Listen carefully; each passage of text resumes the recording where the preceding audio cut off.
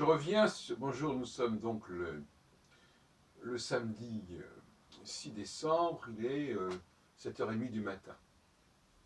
Je reviens sur ce que je disais tout à l'heure, sur le rapport entre le leader et le groupe, dans une synagogue ou dans n'importe quelle manifestation. Généralement, ça se passe comme ça. Dans une manifestation, le leader lance une formule, lance une expression, lance une façon de dire cette expression, une forme d'air en quelque sorte. Hein, par exemple, l'OAS, ta ta ta, ta da da, ta da da. Bon. Et le groupe reprend. Donc il y a bien cette dualité. La reprise d'un mot d'ordre, d'une formule, d'un chant, par le groupe, mais qui a déjà été exprimé et qui est repris. C'est une reprise par le groupe. Or, dans la synagogue, ce n'est pas comme ça que ça se passe. Il y a une sorte de télescopage entre ces deux niveaux. D'abord parce que le leader ne va faire que répéter ce qui est écrit dans le bouquin, dans le rituel, je peux appeler ça le missel comme vous voudrez, quel que soit le cadre, et que les fidèles, eux, ils ont exactement le même texte, et qu'ils le lisent en même temps. Donc ils ne sont pas à l'écoute du leader, ils ne sont pas en train de suivre, ils le font parce que le leader commence à lire, mais je veux dire qu'ils n'écoutent pas ce qu'il dit, ils font la même chose que lui. Et pour faire la même chose que lui, il faut déjà que le leader, son texte, il soit connu. Or, la force du leader, c'est justement l'innovation. C'est-à-dire la force du leader, c'est de lancer quelque chose sur un ton différent, sur un air différent, avec des expressions différentes, et à ce moment-là, différentes, mais que les gens comprennent. Hein. S'il le dit en chinois dans un groupe français, ils ne vont pas répéter la formule chinoise. Hein. Bon. Et si en hébreu, les gens ne comprennent pas l'hébreu, si le leader, le rabbin est le seul à comprendre l'hébreu, les fidèles ne vont pas reprendre l'hébreu, etc. Donc il faut qu'il y ait un minimum de compréhension, il faut que les gens soient à peu près sur la longueur d'onde. Mais le leader peut innover, peut improviser, peut broder, peut créer quelque chose de nouveau au niveau de l'expression, au niveau de la musique, etc., au niveau de l'air, du ton, etc. Et cette dualité, elle me paraît absolument fondamentale. Elle est même archétypale, elle est paradigmatique. C'est-à-dire qu'effectivement, il y a le principe de celui qui est en avant, qui est mis en avant et qui formule quelque chose, et cette formulation est reprise par l'ensemble des fidèles. Il y a cette dialectique de l'un au multiple. Et le fait que cette dialectique soit faussée, soit écrasée par le fait que le texte dont on se sert, c'est celui qui va déterminer ce que le leader va devoir dire, fait que cette dualité est supprimée, puisque les fidèles vont répéter en même temps que le leader, qui n'est plus le leader, puisqu'il n'a même pas de rôle à jouer, enfin il a un rôle dérisoire, ils vont répéter les mêmes propos, et d'ailleurs indéfiniment, et d'une fois sur l'autre.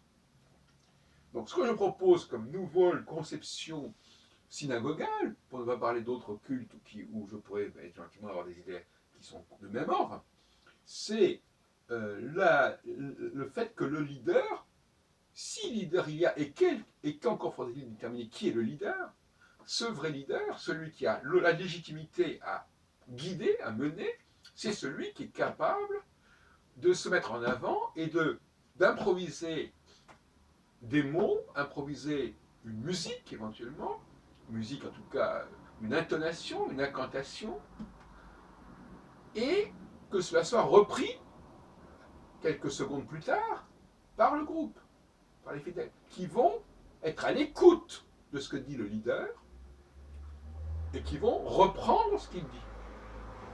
Ils n'ont pas besoin de livres. Il n'y a pas besoin de livres.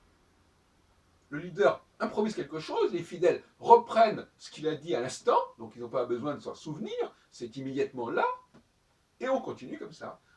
Comme dans une manifestation, parce que finalement, dans la manifestation, eh bien, finalement, ils ont gardé cette problématique. Dans les manifestations, les gens ne lisent pas, ne récitent pas un texte comme ça, en même temps que les leaders. Donc là, il y a une espèce de disparition du leader.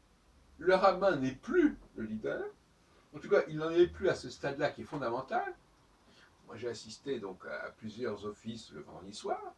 Et puis là, le rabbin, il met tout ce qui est de l'ordre de la prière.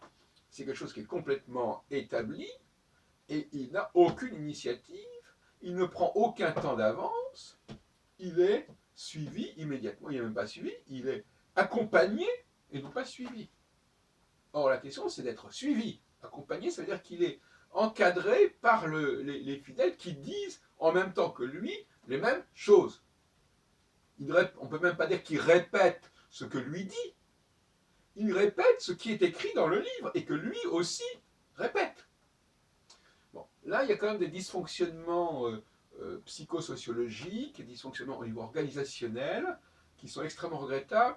Et moi, il me semble que dans le domaine du religieux, si on tue la spontanéité, si on tue l'improvisation, si on tue cette espèce de dialectique entre le chef et son troupeau, si on peut dire, pour employer l'expression propre à l'évangile, mais qui est aussi acceptable chez les juifs, c'est-à-dire qu'effectivement, il y a une sorte de dialogue qui s'opère, mais ce n'est pas vraiment un dialogue où je dis autre chose que ce que dit l'autre.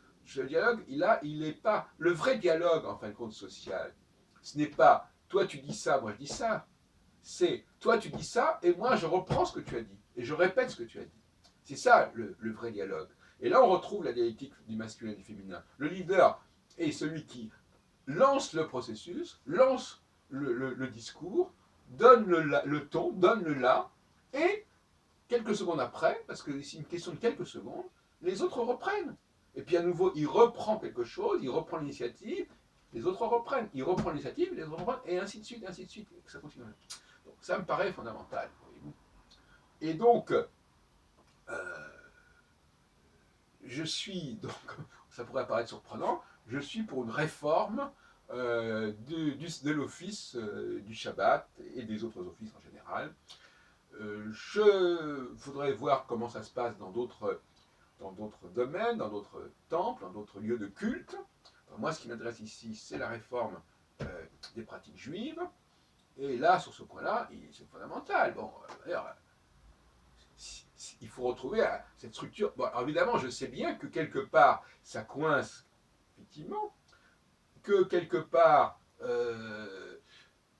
cette mise en évidence du leader dont le propos, qui lance quelque chose qui est repris par le groupe, mais c'est fondamental. C'est d'ailleurs ce qu'on trouve aussi en musique, dans les concertos par exemple.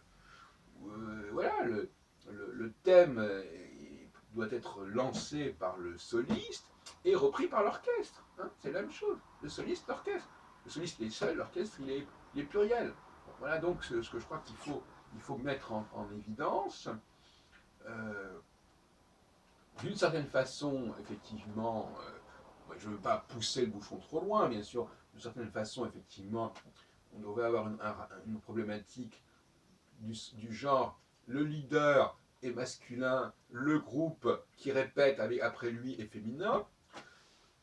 Bon, je pense que ça, on ne peut pas aller jusque-là. En revanche, ce qui est clair, c'est que ça, c'est quand même la représentation de l'histoire de l'humanité.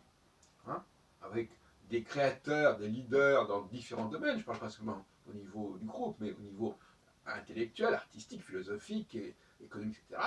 Et ensuite, eh bien, effectivement, il est suivi. Même le chef d'entreprise, c'est ça. Il y a quelqu'un qui lance un projet, qui mène un projet, et puis il entraîne derrière. Il entraîne, c'est exactement le mot, le leader, c'est une locomotive. Il entraîne avec lui, derrière lui, des employés, des collaborateurs, des associés, tout ce qu'on voudra. Voilà. C'est comme ça que l'humanité fonctionne. Il n'y a pas à se voiler la face.